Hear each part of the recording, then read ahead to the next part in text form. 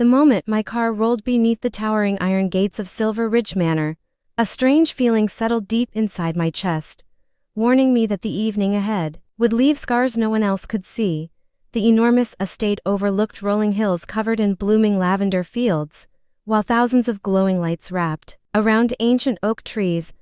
making the entire property look like something from a dream that I somehow never belonged in. My name is Evelyn Brooks, and although I had spent years building a successful career as the creative director of a respected design company in Portland, I suddenly felt like a frightened teenager again as I stepped onto the stone pathway leading toward my younger sister Charlotte's wedding celebration. I had carefully saved money for months to buy my elegant navy blue evening gown, believing it would help me feel confident. Yet every sparkling crystal decoration and every luxury detail surrounding the mansion reminded me that Charlotte had always believed nothing about me would ever be good enough. Before I could even reach the entrance, Charlotte floated toward me with cameras following behind her, wearing an expensive designer gown that looked as though it belonged in a royal palace instead of a wedding venue.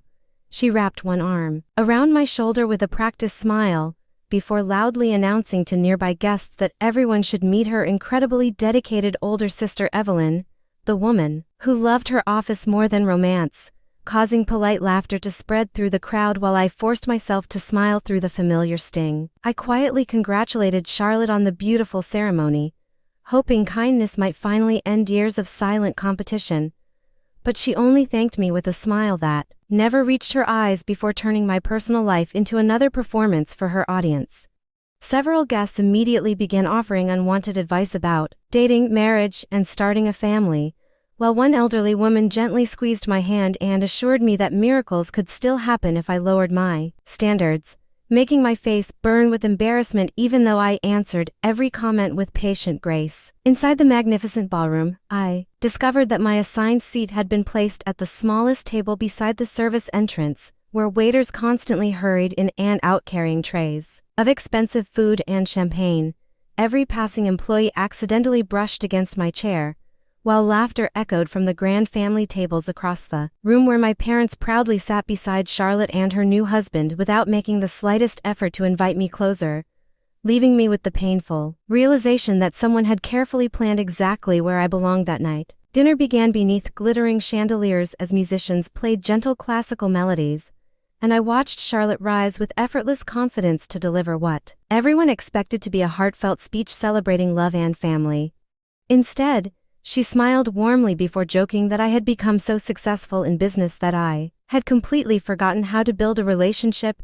causing another wave of laughter to sweep across the ballroom while I calmly lifted my glass and refused to give anyone the satisfaction of seeing my disappointment. As the evening moved into the reception, I wandered toward the outdoor terrace, hoping to enjoy a few quiet moments beneath the stars. But Charlotte quickly appeared beside a group of her new relatives and introduced me as the permanent single woman of the family who probably needed matchmaking more than another promotion. Her comments encouraged strangers to surround me with awkward questions about dating applications, future children, and whether I had considered changing my personality, while I answered every remark politely even though each word felt heavier than the last. When the photographer gathered everyone for official family portraits, I instinctively stepped forward only to hear my name quietly removed from the list as though my place had suddenly disappeared without explanation. I stood near the edge of the garden watching flashes from the cameras illuminate smiling faces that should have included mine, and although my parents noticed me standing alone, neither of them spoke a single word before turning their attention back toward Charlotte and the celebration. Unable to hide my emotions any longer, I slipped into a quiet hallway leading toward the guest lounge where the noise of the party faded into distant echoes, giving me my first chance to breathe since arriving at the estate. I leaned against the cool stone wall, removed my shoes for a brief moment, and seriously considered leaving before the reception ended, convincing myself that protecting my peace might finally be more important than pretending everything was fine. As I prepared to walk toward the parking area, I accidentally overheard Charlotte laughing with several bridesmaids behind a nearby decorative partition, completely unaware that I was standing only a few steps away in the shadows. She proudly described how she had personally changed the seating chart that morning, instructed the planner to isolate me from supportive relatives, and even arranged several embarrassing surprises for later in the evening because she wanted everyone to remember her older sister as lonely, unsuccessful in love, and completely out of place on the happiest day of her life. The words echoed through my mind long after the conversation ended. And instead of crying as I had done so many times throughout my life, an unexpected calm slowly replaced the hurt that had been weighing on my heart since I arrived. For the first time, I understood that Charlotte had not spent months planning this humiliation because I was weak, but because she needed to convince everyone that she was somehow stronger than the sister she had always quietly envied. While I stood alone beneath the vine-covered archway overlooking the moonlit gardens, a calm voice interrupted my thoughts and asked whether I was planning to disappear. Before giving the evening one final chance to surprise me,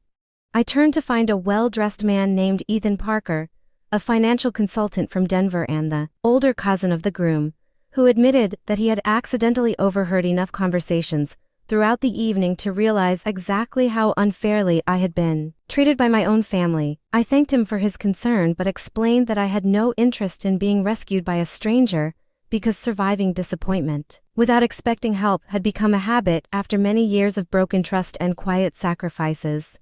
Ethan smiled with quiet understanding before saying that he was not offering rescue at all, but simple respect, adding that no decent person should have to face deliberate humiliation alone while everyone else pretended nothing was happening. His sincerity felt different from the sympathy I had received all evening, so after a brief hesitation I accepted his invitation to walk back into the reception together,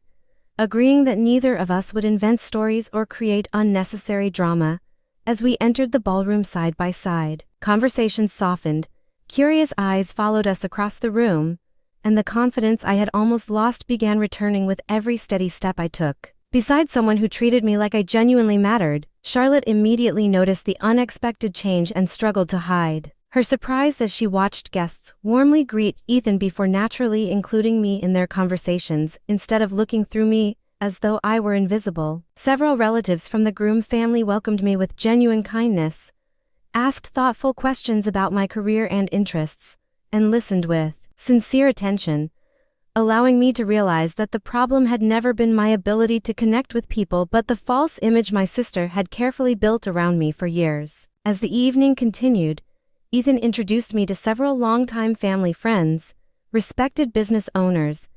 and community leaders who welcomed me with genuine warmth instead of rehearsed sympathy, making every conversation feel refreshingly honest. After everything I had experienced since arriving, we spoke about creative projects, leadership challenges, travel, and future ambitions, and I realized that people who met me without Charlotte controlling the story formed their own opinions instead of accepting the version of me that she had spent years carefully creating. A graceful woman named Eleanor Hastings, who had known the groom family for decades, immediately noticed how naturally Ethan and I worked together during every conversation and joked that we seemed like people who had shared many years of friendship.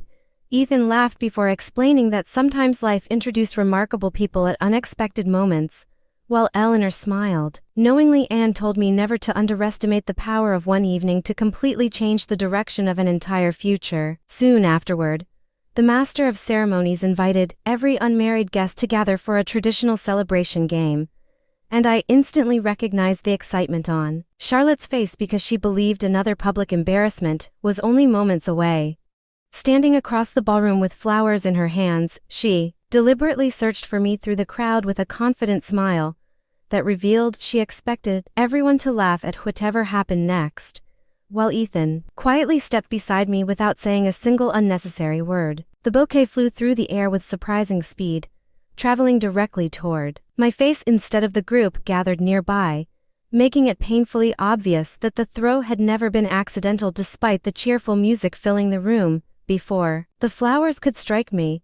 Ethan calmly reached forward and caught them with effortless timing before placing them into my hands with a respectful smile, causing the ballroom to fall silent for one unforgettable moment before applause unexpectedly spread throughout the crowd. That single moment quietly changed the atmosphere of the reception because many guests finally recognized what had been happening throughout the evening, and several relatives who had previously remained silent approached me with sincere kindness instead of awkward pity,